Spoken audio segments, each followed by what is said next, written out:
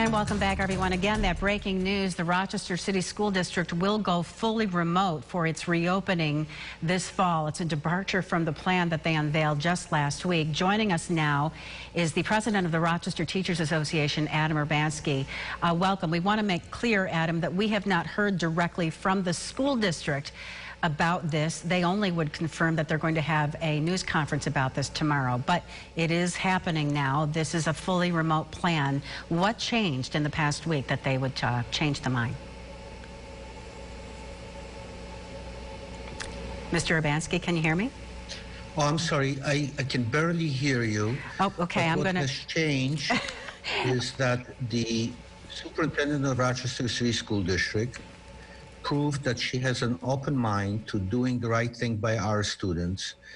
And so after hearing the collective wisdom of teachers and parents, she determined that the best way to educate our children, at least for the initial 10 weeks of the next school year, is to do it all virtually. And we fully agree, and we respect her for her decision and for her leadership.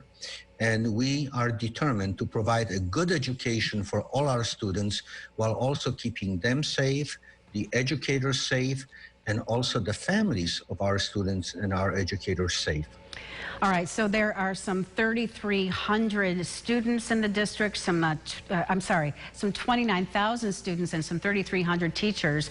Are teachers prepared? Are they supported now in their effort to teach students at home?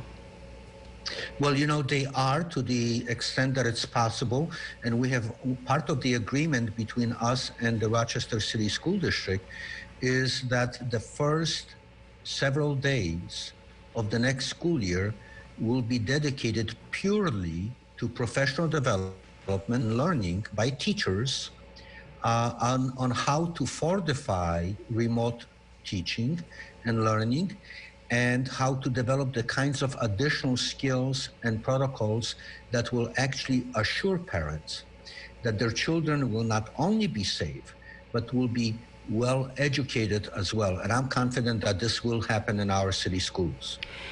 What about support for these families, for parents themselves, in terms of getting a good education for the kids through November?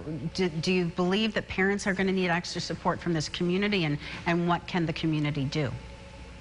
Of course that parents will support this decision, because, you know, you have to begin with the assumption that all parents love their children and want what's best for them.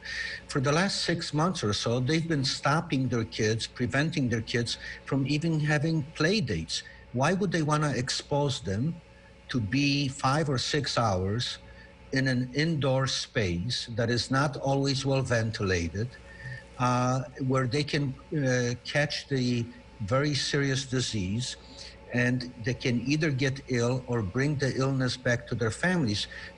So yes, I know that it's inconvenient, but all of these problems can be resolved and they can be ameliorated. We can figure out ways to deal with them. The one thing that cannot be salvaged is life. All right. Life and health. Okay, and one last question. We're running out of time, but what needs to change between now and November that would make teachers and the teachers union feel better about going back into the school buildings to teach from there? What needs to change here? Well, the district must get more ready to provide the safe environment for teachers and their students. And we must get over the flu season, which would complicate our predicament. And let's wait and see what the experience is in other schools and school districts that do actually have in-person teaching and learning. We will learn a lot from them, and hopefully our medical community will make more progress in diagnostic and cures for this disease. All right. Adam Urbanski, we appreciate your time this evening, and of course we will be having much more on this tonight on News 8 at 11. We'll hear more from you then, and we will have much more on the story on News 8 at 11 over in RochesterFirst.com as well. We'll be right back.